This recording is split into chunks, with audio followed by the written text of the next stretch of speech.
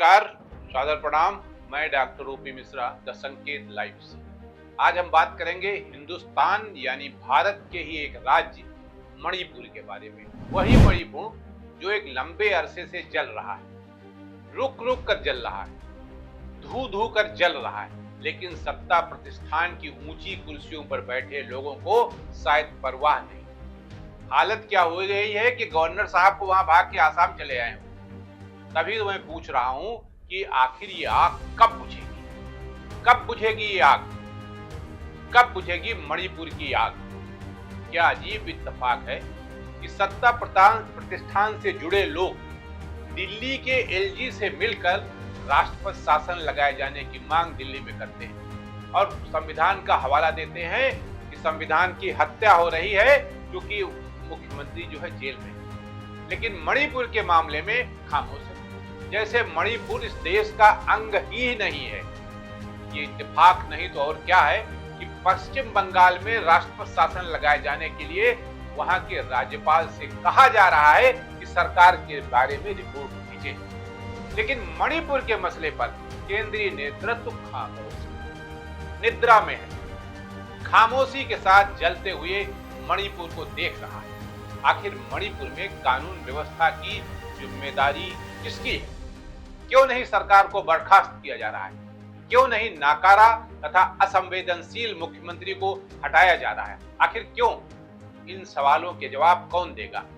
जैसा कि आप सब जानते हैं कि मणिपुर में बदतर होती कानून व्यवस्था को लेकर मंगलवार को छात्रों ने राजभवन की ओर मार्च किया था। मार्च के बाद आप ये भी जान लें कि वहां के गवर्नर साहब निकल पड़े और चले आए हैं आसाम में। सुरक्षा बलों के साथ मुठभेड़ में 50 से ज्यादा छात्रों के जख्मी होने की सूचना है। छात्रों की मांग है कि राज्य के पुलिस महानिदेशक तथा सुरक्षा सलाहकार खराब होती कानून व्यवस्था से निपटने में पूरी तरह से नाकाम रहे। इस कारण उन्हें पद से हटाया जाना चाहिए।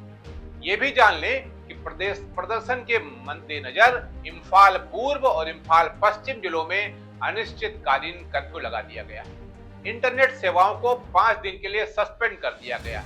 मेरा यहाँ कहना यह है कि क्या यही समस्या का समाधान है? क्या यही उसका एक रास्ता है?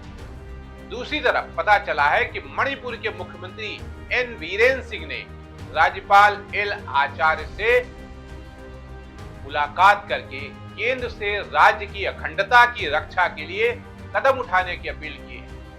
मुख्यमंत्री का कहना था कि केंद्र सरकार को मणिपुर में शांति सुनिश्चित करना चाहिए और राज्य सरकार को पर्याप्त शक्तियां देनी चाहिए। इसका मतलब तो सीधे सीधे यही लगता है कि केंद्र सरकार मुख्यमंत्री को फ्री हैंड नहीं कर रहा है। अगर ऐसा है तो उन्हें कब फ्री हैंड किया जाएगा? कब केंद्र सरकार शांति सुनिश्चित करेगी? मुलाकात के बारे में यह भी पता चला है कि सीएम ने केंद्र सरकार से कुकी समूह द्वारा उठाई गई अलग प्रशासन बनाए जाने की मांग को न मानने का आग्रह भी किया है। साथ ही 2008 में सस्पेंशन ऑफ ऑपरेशंस नामक जो समझौता हुआ था उसे भी रद्द करने की मांग की है, ताकि सुरक्षा बल पूरी ताकत से उग्रवादियों को नेस्तनाबूद कर सके। खाली उग्रवादियों को ही नहीं नेस्तनाबूद करेंगे वो, अगर ताकत दे दी गई फिर आम आदमी भी मारे जाएंगे, कोई गिनती नहीं हो पाएगी।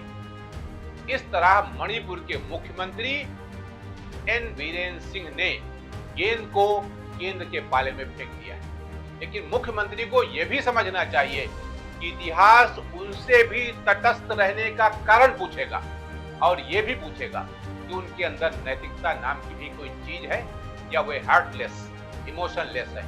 क्योंकि मणिपुर एक लंबे अरसे से न केवल जल रहा है बल्कि सब कुछ जलकर खाक हो चुका है। लेकिन शायद राजनीति इसकी गंभीरता से नावाकिफ है और शायद किसी बहुत बड़े हादसे का इंतजार कर रहा है।